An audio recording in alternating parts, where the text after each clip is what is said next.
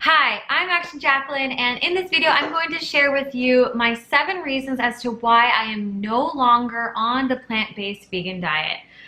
Whew, okay, I let it out finally. This has been something that I have been wanting to share with you for so long. I was a little nervous sharing it, to be honest, but I know that this video is going to provide so much clarity in all of the lessons that I have learned from being on this diet. Why did I become vegan? This is what people say is the epitome of health. So I was excited to see what it was like to be in my own body. And you know, at first it was amazing. I had so much fun going to restaurants all over the world. The food was colorful, and so there's tons of amazing, delicious food. But I said, you know, when I first started this diet, I was going to try it and do it for as long as it worked for me. And there came a time where it just stopped working for me. Now I'm going to explain to you though where it started to begin to go south in my body. Reason number 1 is bloating, and not just your little bit of bloating. This was chronic, painful bloating that was getting in the way of my life, getting in the way of me being able to move my body and exercise and feel comfortable in my own skin.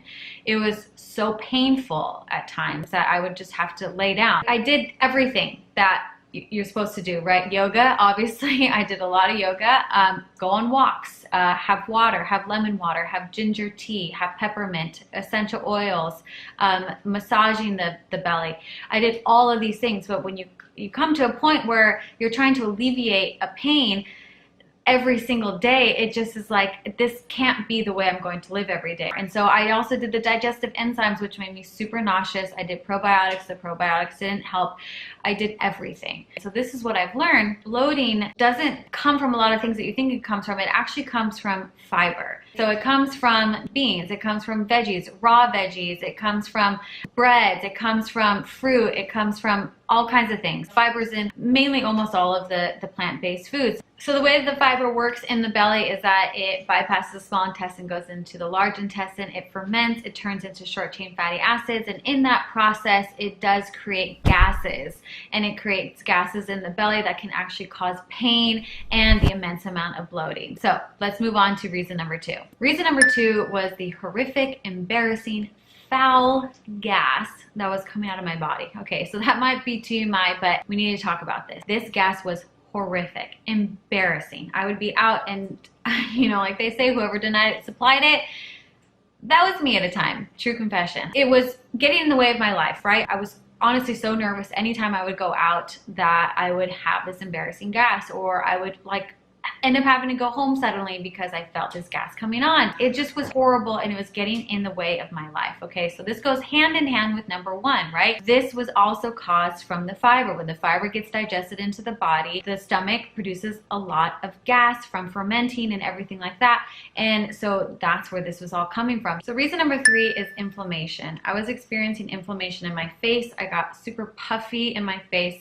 I got puffy throughout my whole body, my arms, my abs, my thighs especially, and I could tell that I was losing muscle definition. I thought that it was because I was in my 30s now that I was losing muscle definition, but no, it was from all of the inflammation, because once I adopted a different lifestyle of eating, I found my muscle definition came back, which was really interesting. So the reason why I was experiencing the inflammation is because the plant-based diet is super high in carbohydrates and sugar.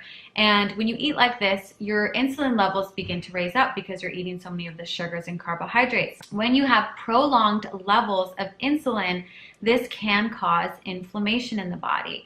And inflammation in the body is your body's way of saying something is wrong. It's right, it's inflammatory. There's something happening that is wrong. And here's the thing though, is I did every anti-inflammatory protocol you can think of. I did all of the things that they said, you know, ginger, turmeric, celery juice. I was doing all these things that are anti-inflammatory, that are supposed to help bring the inflammation down. And I've never been someone to take, you know, medicine like Advil or anything like that, but it still didn't work. Another reason why I was experiencing inflammation was because of the vegetable oils that are in the diet. I had no idea about this when I started to look into the actual ingredients of the meat alternatives and the dairy alternatives.